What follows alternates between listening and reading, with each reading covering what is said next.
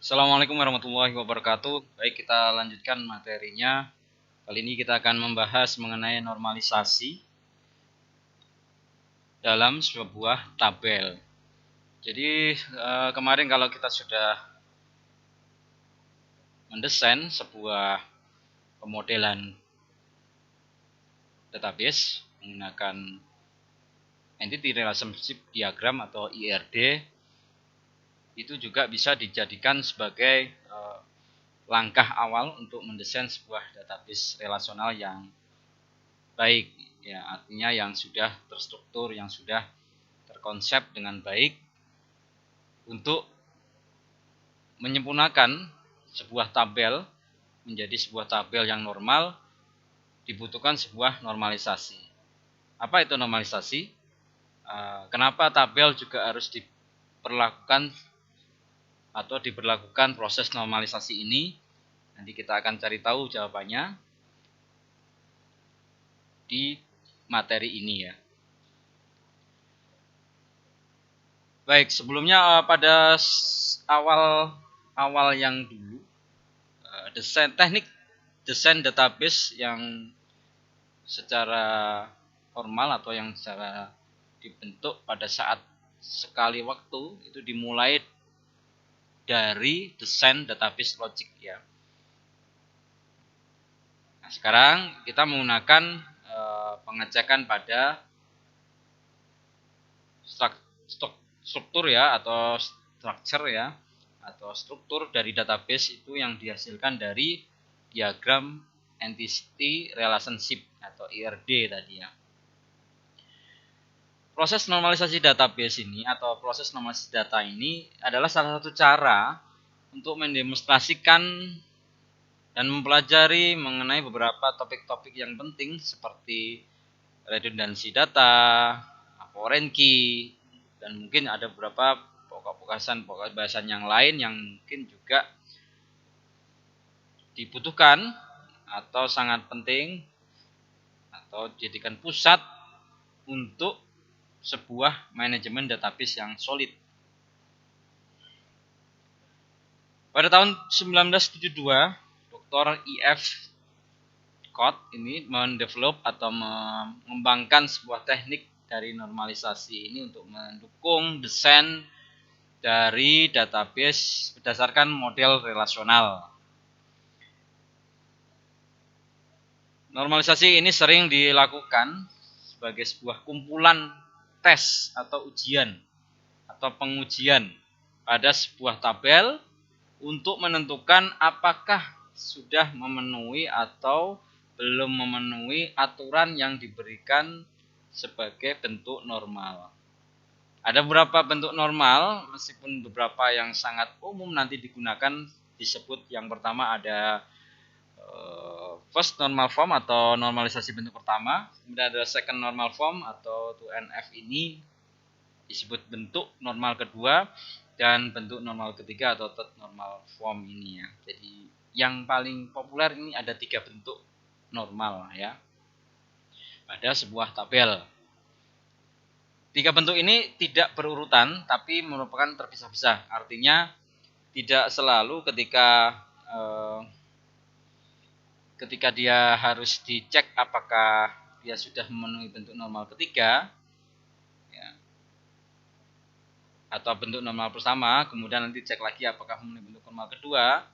Ini memang tergantung dari tabelnya sendiri, gitu, ya.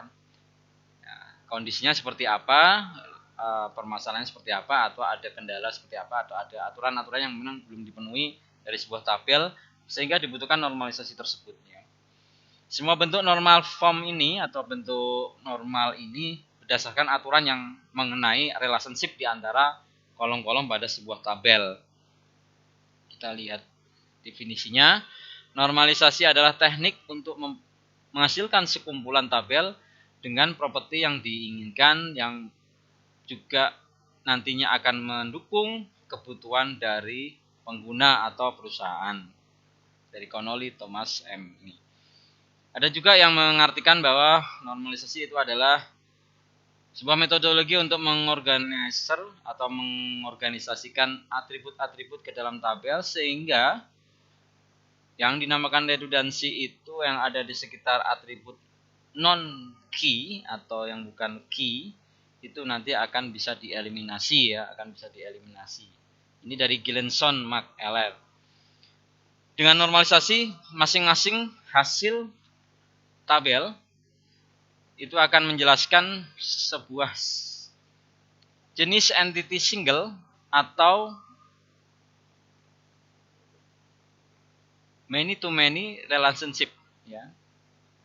Apakah dia sebuah relationship yang tunggal atau relationship yang many to many, banyak ke banyak nanti ya. Dengan normalisasi juga foreign key nanti akan muncul dengan secara tepat di mana mereka memang diperlukan. Dengan normalisasi juga nanti output dari proses normalisasi data ini juga akan secara sesuai, properly sesuai terstruktur sebagai database relasional yang memang terstruktur ya, yang memang sesuai, memang dinamakan sebagai database relasional yang terstruktur yang baik gitu ya. Hasil dari proses normalisasi data ini. Kita mulai dari yang pertama, istilah ini ya, data redundancy dan update anomali. Tujuan yang paling utama sebenarnya dari desain database relasional itu adalah mengelompokkan kolom-kolom ke dalam tabel untuk meminimalisir redundansi data dan mengurangi space penyimpanan dari file yang dibutuhkan oleh tabel yang diimplementasikan nanti ya. Yang dibutuhkan oleh sebuah tabel yang nanti akan implementasi dari sebuah tabel. Jadi untuk meminimalisir redundansi data dan mengurangi penyimpanan ya tentunya ya. Karena kalau redundansi itu nanti berulang, ada berapa yang diulang kan jadi lebih banyak ya data kembarnya sehingga file akan lebih cepat ukurannya besar gitu ya, sehingga nanti menghabiskan space storage. Sebagai contoh, ini ada struktur dari tabel yang dijelaskan menggunakan database definition language atau DDL. Jadi kita punya 3 tabel, staff, branch, cabang ya, staff ya, karyawan, branch cabang, kemudian ada staff branch. Ini adalah salah relasi antara staff dan cabang ya. Di staff ada nomor staff, nama, posisi, gaji, kemudian ada nomor cabangnya dia, code ID cabangnya dia ditempatkan di cabang yang keberapa, cabang yang mana. Primary key-nya nanti untuk staff-nya adalah staff number ya. Kemudian sedangkan foreign key-nya nanti itu adalah branch number yang nanti akan mereference ke tabel branch di branch number juga. Sedangkan tabel branch itu terdiri dari kolomnya ada nomor cabang, kemudian alamat, nomor telepon. Primary key-nya branch number. Untuk staff branch sendiri ada staff number, nama, posisi, kemudian ada salary, ada cabang nomor cabang, kemudian ada alamat cabang, lalu ada nomor telepon ya. Primary key-nya staff number. Sini di staff branch ini staff number primary-nya. Saat ini dianggap primary key-nya staff number. Nanti kita akan lihat ada beberapa tabel mana yang belum memenuhi bentuk normal ya. Di staff sendiri seperti ini. Tadi sesuai dengan yang disampaikan ada atribut nomor staff, nama, posisi, salary, dan branch number. Lalu di branch sendiri cabang ini, branch cabang ya, ada nomor cabang, alamat cabangnya, lalu nomor teleponnya di sini ya. Kemudian di staff branch sendiri, tabel staff branch sendiri ada staff number, nama. Jadi ini seperti gabungan antara staff dengan cabangnya tadi ya. Tapi apakah ini sudah normal? Kita akan lihat nanti ya. Di dalam tabel staff branch ini terjadi yang namanya redundant data, persis seperti yang kita duga tadi ya, karena ada beberapa yang memang sama ya, terulang kembali redundant data ini. Jadi detail dari cabang akan selalu diulang untuk setiap member atau staff yang berada pada cabang tersebut. Kita lihat di sini ya. Ini akan diulang terus ya, 8 Jefferson. Begitu nanti ada staff lagi yang di cabang B001 ya, staff Jefferson lagi ya. Jadi terulang lagi, nomor teleponnya juga diulang lagi. Apakah ini perlu? Ya. Kalau seperti ini, selalu seperti ini, nanti pasti ya mungkin bisa diduga ya akan cepat penuh ya penyimpanannya ya. Misalnya ada banyak staff yang akan disimpan dalam tabel tersebut ya. Tapi kan kalau dilihat seperti ini kan kenapa harus diulang lagi? Ya, seperti ini ya. Mungkin kita bisa melihat kenapa harus diulang lagi. Ya, nanti kita akan cari cara supaya bisa diminimalisir. Lalu yang kedua, kita amati tadi tabel staff brand ini juga redundant data, karena sebaliknya detail dari masing-masing cabang itu tampil atau muncul hanya sekali ya pada tabel cabang, dan hanya nomor cabang yang diulang pada tabel staff, tidak menyatakan di mana masing-masing staff tersebut berada. Ya. Kita lihat yang ini berarti sebaliknya ya, ini dari sebaliknya dari staff brand, ada brand sendiri ya. Brand sendiri kan di sini hanya satu mewakili. Nanti kalau ada cabang lagi ya, tidak mungkin ada cabang yang sama ya B001 ya, karena primary key-nya branch number. Ini sudah sesuai kalau ini. Staff number pun demikian ya di sini ya. Setiap nama staff itu dia punya nomor staff yang berlainan ya, yang unik ya, karena ini adalah primary key-nya. Ya. Lalu bagaimana dengan adanya kolom ini ya, branch number? Ya, di sini juga hanya mencantumkan nomor cabangnya saja. Tom Daniel nanti di cabang B001, Mari Martinez B002 gitu ya, temannya nanti Robert Jean ini. Art Peter nanti di B003. Tidak perlu menyebutkan lengkap dengan alamatnya, nomor teleponnya. Cukup ini aja, karena nanti akan direference ke tabel ini. Nah, jadi ketika Anda sudah belajar primary key foreign key kan, jadi ini foreign key yang akan mereference ke branch number ini. Jadi misalnya B002 itu alamatnya di mana sih? Nah, nanti dia akan merefer ke sini. Nah, ditemukan B002, oh alamatnya di City Center Plaza. Lalu nomor teleponnya ini. Kita kembali lagi ke sini. Tabel yang mempunyai data redundan itu bisa jadi mempunyai permasalahan yang disebut update anomali. Di mana update anomali itu nanti dikelompokkan atau diklasifikasikan 3 anomali, yaitu insert, delete, dan modification atau modifikasi ya. Insert, delete, dan atau modifikasi. Mulai dari insert anomali.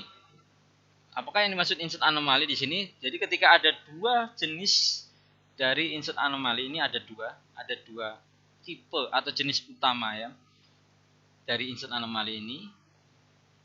Ketika untuk menyisipkan detail dari member baru staff ya, atau anggota staff baru yang berada di lokasi yang sudah diberikan di cabangnya itu ke dalam staff branch tabel. Ini karena tadi yang kita deteksi redundant data itu staff branch ya. Jadi kita lihat apakah step redundant data itu memang benar-benar mempunyai permasalahan yang dinamakan update anomali. Mulai dari yang pertama insert anomali.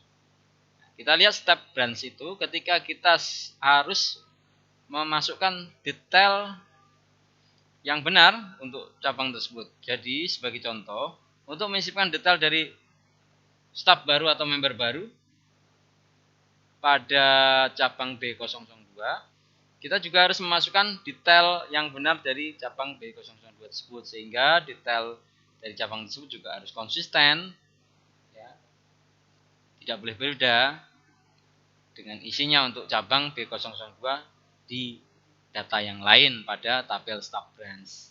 Kita lihat. Ini yang kita analisa. Ada member baru, ada staff baru misalnya, staff baru.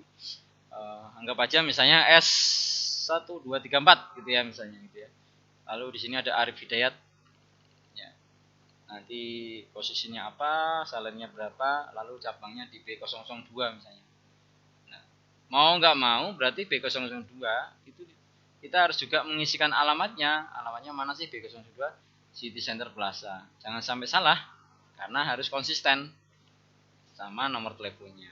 Nah, jadinya kan jadi sedikit merepotkan karena harus mengulang-ulang terus ya, yang data yang sering yang memang ada di cabang tersebut, tapi kenapa harus saya tulis lagi alamatnya?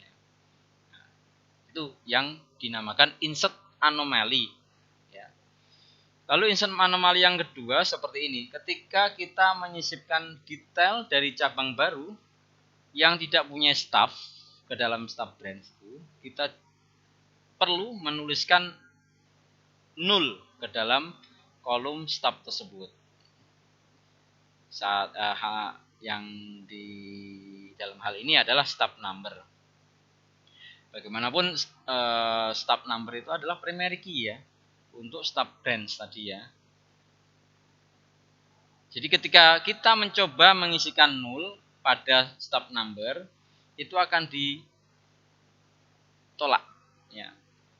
Akan melanggar integritas entitinya sehingga tidak diizinkan. Kita lihat di sini ya.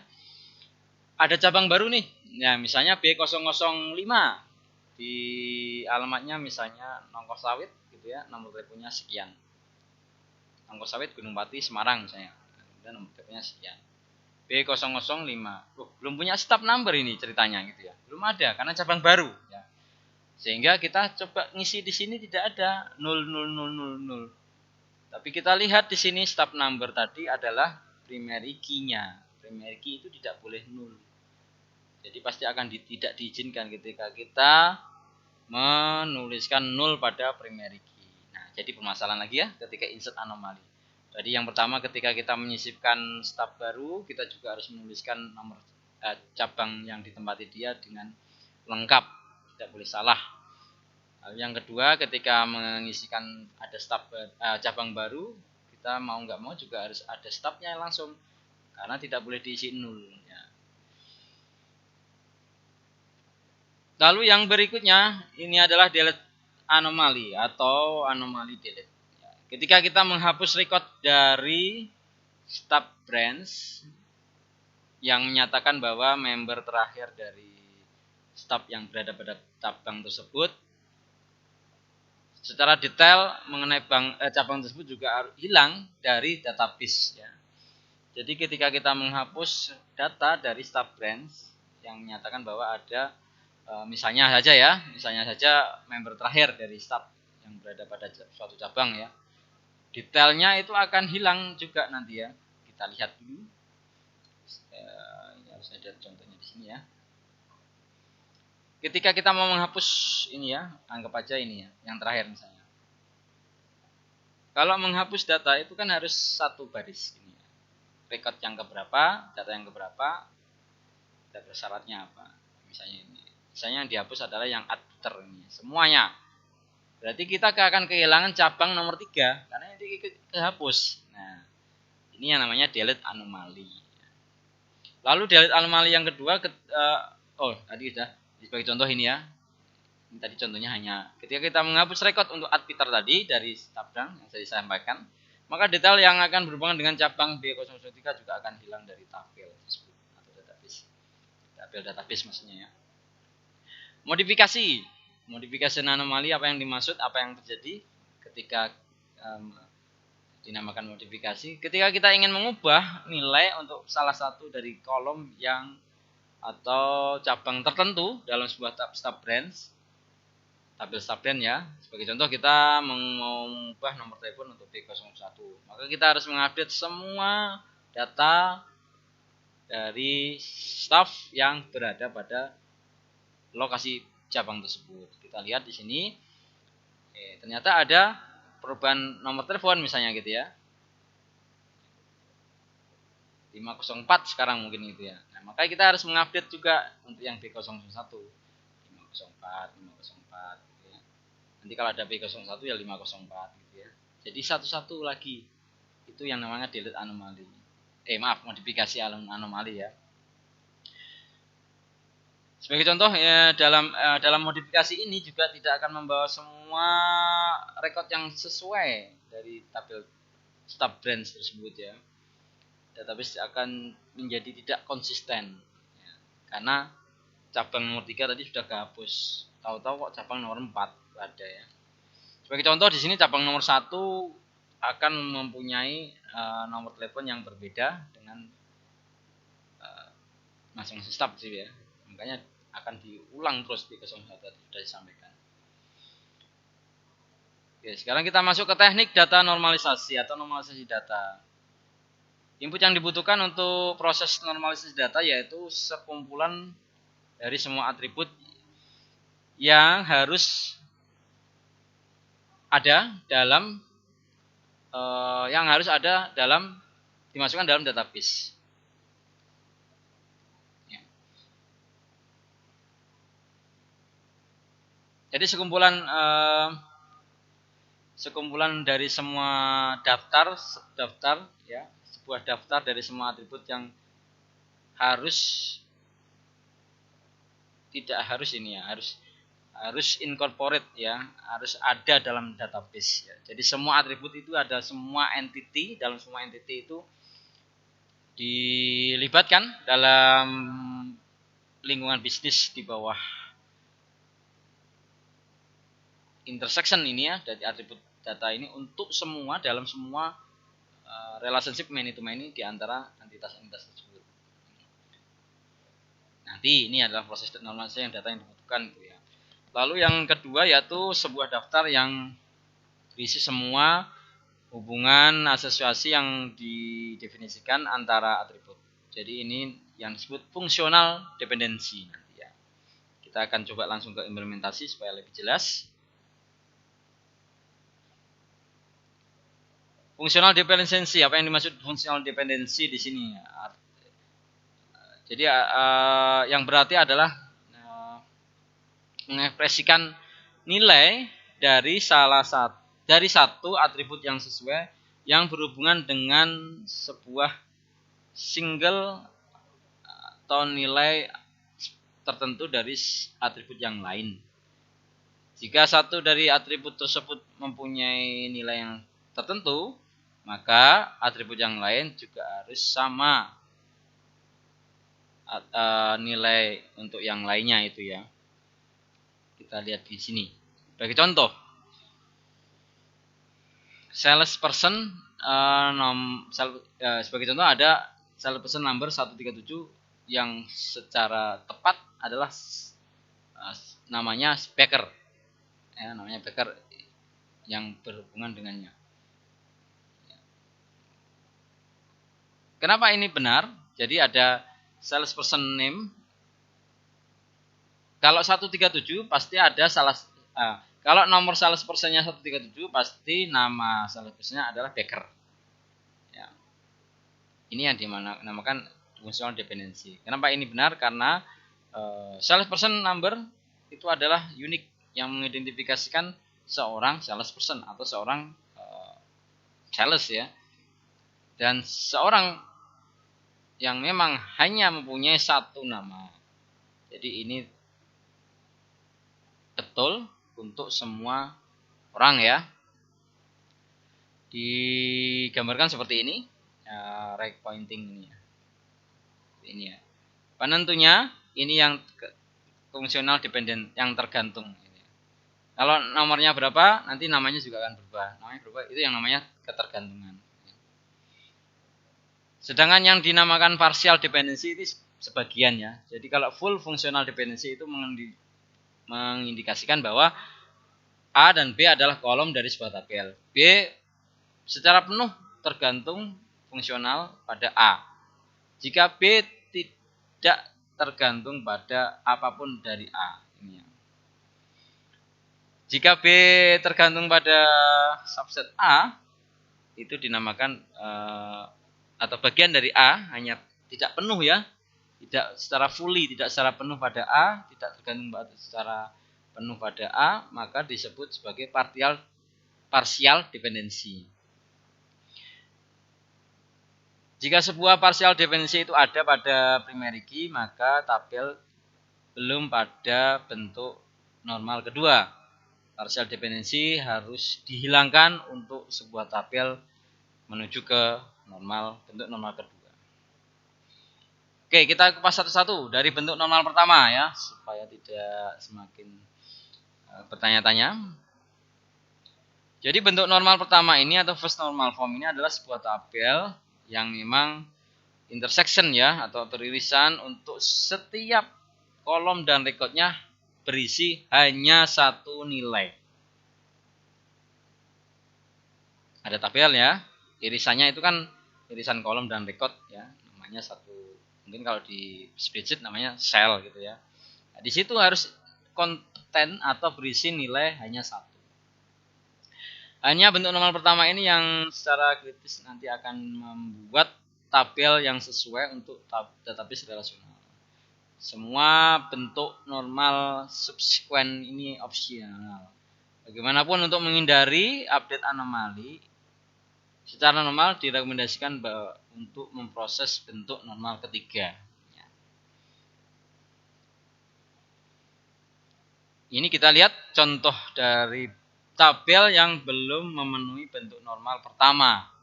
Karena ada satu kolom atau mungkin ya ini ada 1, 2, 3, 4 baris yang menulis nomor teleponnya lebih dari satu nilai. Sehingga ini belum dalam bentuk normal pertama. Lalu bagaimana caranya supaya bisa jadi bentuk normal pertama? Kita jadikan membuat tabel yang terpisah yang dinamakan nomor telepon cabang. Untuk menyimpan semua nomor telepon dari cabang dengan menghilangkan kolom telnos atau nomor telepon pada tabel cabang. Dan juga nanti diiringi juga salinan dari primary key dari tabel cabang tersebut ya. Primary key untuk tabel telepon cabang yang baru ini adalah kolom telepon number gitu ya. Kita lihat nanti ada ilustrasinya. Cabang dan branch telepon atau telepon cabang ini, tabel ini adalah sudah memenuhi bentuk nomor pertama karena nilai singlenya pada intersection dari setiap kolom dengan setiap baris pada tabelnya itu hanya berisi nilai single atau nilai satu tunggal. Nah, yang tadi ya ini ya. Ini adalah tabel yang belum bentuk normal pertama seperti ini. Kemudian di split atau di breakdown lagi menjadi dua tabel. Tabel yang pertama yaitu tabel cabang itu sendiri yang berisi nomor-nomor cabang dan alamatnya. Kemudian tabel yang kedua ini berisi nomor telepon dari cabang tersebut ya. Umpamanya memang dibutuhkan seperti ini ya. Jadi ada dua tip telepon atau 2-3 telepon seperti ini. Itu adalah nomor cabang, kemudian nomor teleponnya ya. Jadi sini menjadi foreign key malahan ya. Ini menjadi primary key-nya. Diperhatikan meskipun sudah dipecah atau di breakdown atau di split jadi dua tabel, masih ada kaitannya dua tabel itu. Apa? Relasinya itu branch number-nya. Relasinya sebagai foreign key, sebagai primary key. Ya. Bentuk normal kedua. Kalau ada yang tanyakan silakan ditanyakan nanti di forum yang disediakan. Bentuk normal kedua ini adalah sebuah tabel yang tadi sudah memenuhi bentuk normal pertama dan setiap kolom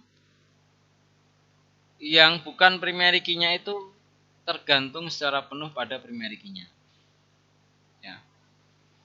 Sebuah tabel harus sudah dalam bentuk normal pertama kalau mau dicek sebagai bentuk normal kedua pastinya ya itu ya.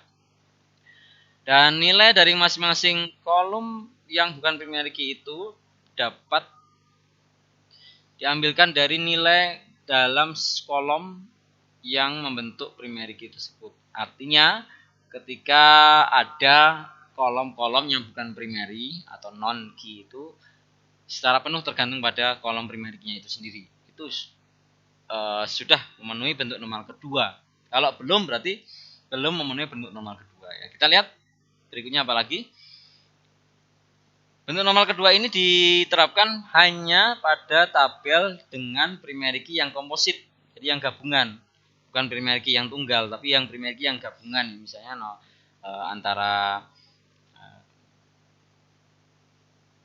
antara nomor dengan ID misalnya gitu, atau name dengan nama gitu, itu kan gabungan primary key-nya gitu ya. Kalau cuma primary key-nya ini name, nah itu nggak bisa nanti diterapkan bentuk normal kedua ini. Sebuah tabel bentuk yang sudah memenuhi bentuk normal pertama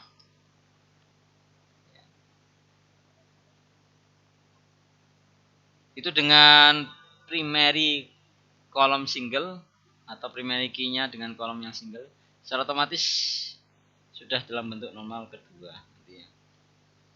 Sebuah tabel yang belum dalam bentuk normal kedua bisa jadi akan mengalami yang namanya update anomali. Kita lihat contohnya, ada tabel time staff allocation. Ini belum dalam bentuk normal kedua. Kenapa?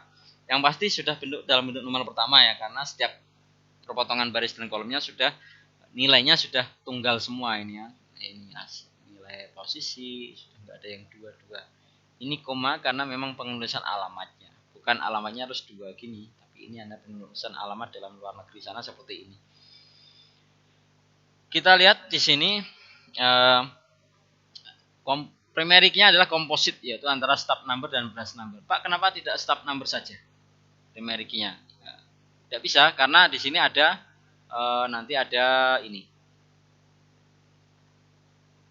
dua kali ini, kan berarti bukan primary key kalau dua kali ini. Kenapa dua kali? Karena stop number-nya ada dua yang berada pada cabang yang berbeda pekerjaannya. Ya, dia saat ini ditempatkan di cabang yang berbeda. Ya. Tidak bisa seperti itu. Jadi harusnya kan ketika S455 kalau dia B002 ya pasti harusnya B002 juga. Nah, tapi kan ini tidak, makanya bukan primary key ini namanya. Kemudian branch number juga tidak memungkinkan karena ada dua ini juga ya. Yes. Jadi tabel ini adalah primary key-nya adalah komposit, gabungan antara stop number dan branch number ya. Jadi ketika S445 dan B002 ya, itu pasti nanti ini alamatnya, namanya ini, posisinya ini. Kita lihat dulu. Apakah nilai-nilai dalam alamat ini itu di luar dari ini branch number? Oh iya, karena di luar ini ya. Karena bisa dipisah nanti, bisa dikeluarkan ya. Dikeluarkan, di breakdown lagi, sehingga ini belum memenuhi bentuk normal kedua. Sama juga untuk yang nomor branch number column ini bisa dilepas juga dari branch address ya. Juga ini ada nama dan posisi kolom juga bisa dilepas. Ya, kita lihat hasilnya saja. Cara mengkonvertnya, jadi menghilangkan kolom-kolom yang bukan primary key, yang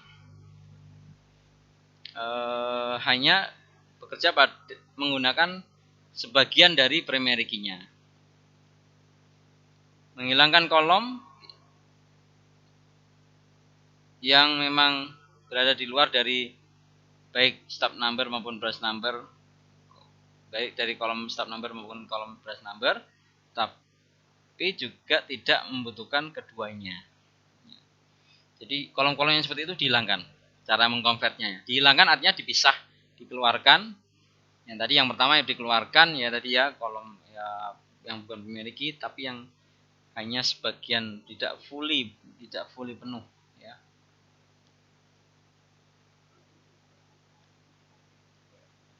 Kemudian menghilangkan juga yang berikutnya, menghilangkan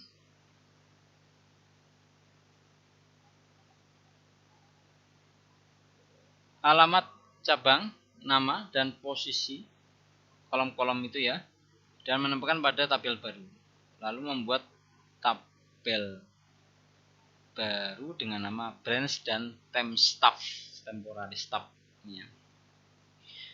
Tabel branch akan menyimpan kolom yang menjelaskan semua detail dari cabang-cabangnya. Tadi ya, nomor alamat, nomor teleponnya. Sedangkan tabel step stum nanti akan menyimpan kolom-kolom yang menjelaskan detail dari tab-stub yang temporari.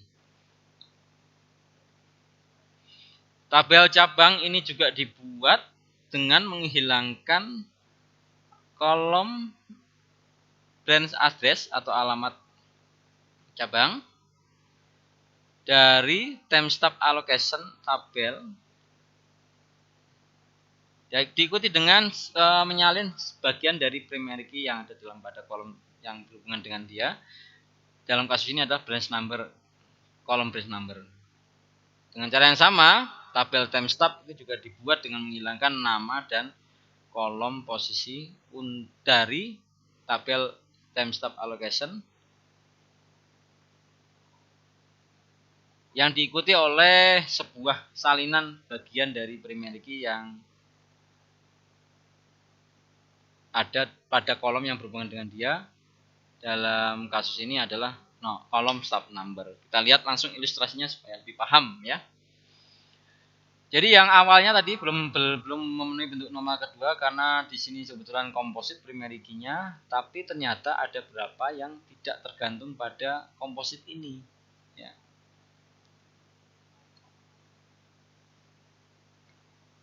Ini juga iya, ini juga iya. Sehingga akan melakukan breakdown untuk cabang, alamat cabang itu akan di breakdown sendiri. Di sini ada city center dan 16 itu yang sering muncul di sini ya. Lalu berikut dengan branch numbernya, kalau city center pasti B002, kalau city 16 14 ini pasti B004. Nah, coba diperhatikan di sini ya. Ya, ini betul ya. Kemudian ada lagi yang temporary stub temporary ini yang name ini dipisah lagi supaya lebih aman. Ada name dan position ya. Kebetulan Allen sama Dev saja yang ada di sini ya. Kaitannya adalah stub numbernya nanti. Kalau Allen pasti stub numbernya 555. Benar ya? Dev pasti 612.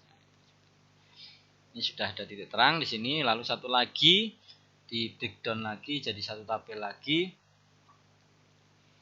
yaitu stub number, branch number, dan hour per week ya. Jadi ini lebih pada hour peak-nya diletakkan pada satu tabel baru saja. Jangan di bagian sini karena beda-beda ya. Karena beda-beda dan setiap stub yang berada di cabang yang berbeda pasti juga hours per week-nya beda. Ya, seperti ini ya. 455 ketika di cabang B02 16, 455 ketika berada di 0B04 9. Beda-beda ya. Jadi ini jadi primary key, ini komposit lagi jadi gabungan ya. Itu adalah cara mengubah tabel yang belum normal dalam bentuk kedua menjadi bentuk normal kedua. Seperti ini ada 3 tabel yang dihasilkan.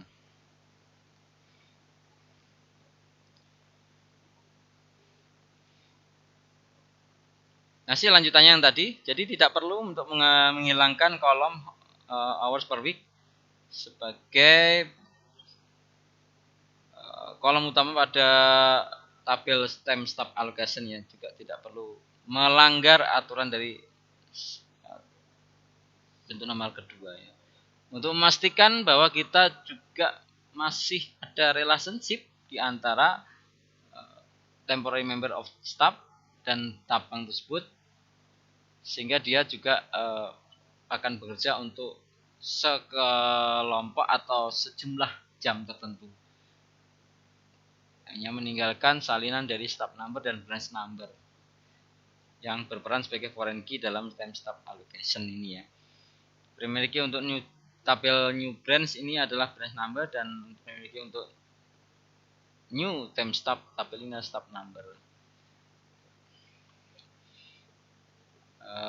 Tabel temp-stub dan tabel cabang ini juga harus dalam bentuk normal kedua karena primary key untuk masing-masing tabel ini single column. Temp-stub dan branch number. Ini harus dalam bentuk nomor kedua, tidak bisa karena dia masih single primary key-nya ya. Sehingga kita harus mengubah tabel allocation timestamp allocation yang juga dalam bentuk nomor kedua, karena kebetulan ada kolom hours per week yang bukan non primary key itu berrelasi dengan keduanya, stop number dan branch number. Jadi seperti ini, stop number dan branch number, tidak ada yang sama kan. Bentuk nomor ketiga yang terakhir ini ya. Jadi tabel dinyatakan sudah dalam bentuk nomor pertama dan nomor kedua. Dan nilai dari masing-masing kolom yang bukan primary key itu juga bekerja hanya pada kolom primary key tersebut, atau tergantung pada kolom primary key tersebut, tidak pada kolom yang lain. Ini lebih mudah daripada yang harus komposit tadi ya. Setiap nama ini, kolom-kolom ini kan sudah ditetapkan, sudah ditentukan primary key-nya ini. Lalu setiap nama-nama ini ya, setiap ini ya, kolom-kolom ini ya, mulai dari name, position, salary, branch number, branch address, telepon number, ini apakah memang benar-benar tergantung pada step number, stop number ya. Kita cek ya. Ketika dia S22, S3250 di sini ya. Nah, atau ketika S1500 nanti namanya pasti Tom Daniel. Ya, karena memang ini berbeda-beda ya. Jadi ini sudah tergantung, yang name-nya sudah oke. Tergantung. Position juga demikian ya, tergantung ya. Kalau Tom Daniel pasti manajer. Ini tergantung. Kalau ini saya buat tergantung. Salary juga demikian ya. Tergantung pada masing-masing staff ini. Tergantung ini ya. Kalau dia S010 pasti salary-nya 50.000. Adakah yang lain? Tidak ada ya. Karena ini memang unik ya. Cabang nomornya ini yang juga bisa dianggap tergantung juga ya. Staff ini berlokasi di cabang nomor berapa. Udah gitu aja cukup ya. Kalau yang ini alamat ini tergantungnya bukan pada staff number ya. Apakah 8 Jefferson selalu di S1500? Padahal tidak. 8 Jefferson bisa saja di S03. Sehingga nama alamat cabang ini tergantung pada branch number. Nah ini nanti kalau sudah tergantung sendiri berarti dia jadi dependensi ya, atau dependensi ya, fungsional dependensi ya. Ini juga iya. Sehingga alamat dan nomor telepon bisa dikeluarkan dari dari tabel ini dan bisa membentuk lagi namanya nomor cabang tadi ya. Sehingga karena kalau semua tergantung ini berarti sudah normalisasi, tapi kalau ini ada yang belum tergantungnya pada ini setengah ya, bukan tergantung pada stop number. Seperti ini gambarnya, nanti kita bisa lihat yang namanya saya bacakan dulu nih ya. Jadi kalau transitif, namanya ada transitif depend ya. Definisi informal untuk bentuk nomor ketiga adalah tabel yang sudah memenuhi bentuk nomor pertama dan kedua, dan juga tidak ada kolom yang bukan primary key yang transitively dependent on the primary key atau pada primary key. Transitive dependency ini adalah jenis fungsional dependency yang terjadi ketika jenis yang sesuai untuk relationship itu menyimpan antara kolom dari sebuah tabel. Sebagai contoh, anggap saja tabel ada kolom A, B, C. Jika B tergantung pada A, maka penulisannya seperti ini, dan C tergantung pada B, penulisannya seperti ini. Kemudian C itu secara transitif sebenarnya tergantung juga pada A melalui B. Ini dinyatakan memang disediakan ketika A tidak secara fungsional tergantung pada B atau C. Ketika ada dependensi transitif ini yang ada pada primary key, maka tabel belum memenuhi bentuk nomor ketiga. Jadi harus dihilangkan transitif dependensi itu seperti tadi ini ya. Cara mengkonvertnya menjadi bentuk nomor ketiga, hilangkan kolom non primary key yang bisa diambil keluar menggunakan kolom primary key yang lain. Hilangkan kolom yang menjelaskan cabang untuk masing-masing staff atau member di pekerja. Lalu hilangkan alamat cabang dan nomor telepon dan ambil salinannya untuk kolom branch number. Buatlah tabel baru dengan nama tabel cabang untuk menyimpan semua kolom dan nominate atau nomor banknya sebagai primary key pada tabel tersebut. Alamat, branch address dan telepon number ini adalah candidate key namanya ya dalam sebuah tabel cabang, sehingga kolom tersebut bisa digunakan secara unik untuk mengidentifikasikan cabang yang diberikan. Relasi antara member, staff, dan cabang pada masing-masing yang bekerja mengelola ini ya, salinan dari kolom branch number dalam tabel staff branch yang berperan sebagai foreign key. Nanti kita lihat ilustrasinya ini ya. Dari awal yang atas ini tadi sudah bukan merupakan bentuk nomor ketiga, sehingga ini tadi sudah tergantung sampai sini. Ini dilepas, turunkan. Jangan lupa stop numbernya masih ada karena masih ada relasi yang diambil nanti. Lalu yang sebelah sini juga sama, tinggal nurunin aja. Ini gampang kalau ini seperti ini ya. Tinggal nurunin aja satu blok ini ya.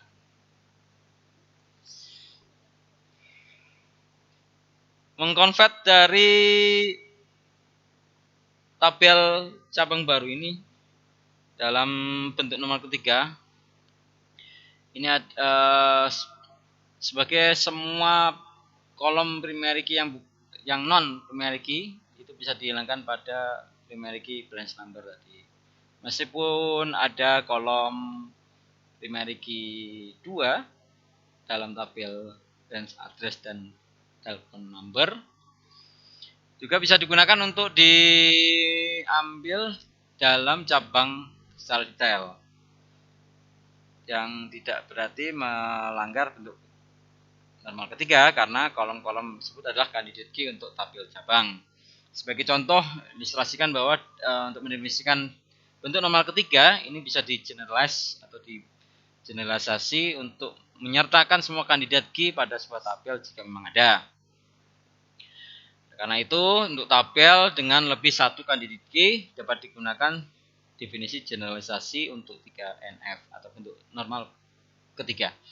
Di mana tabel pada bentuk normal pertama dan bentuk normal kedua ini ada dalam nilai dari kolom primary key yang bukan non dan juga bisa diambil hanya kolom candidate key dan bukan juga dari kolom yang lain. Lebih jauh lagi generasi juga dibenarkan untuk definisi dari bentuk normal kedua, sehingga tabel dalam bentuk normal pertama dan juga nilai ada dalam masing-masing kolom primary key yang bisa diambil dari tabel tersebut.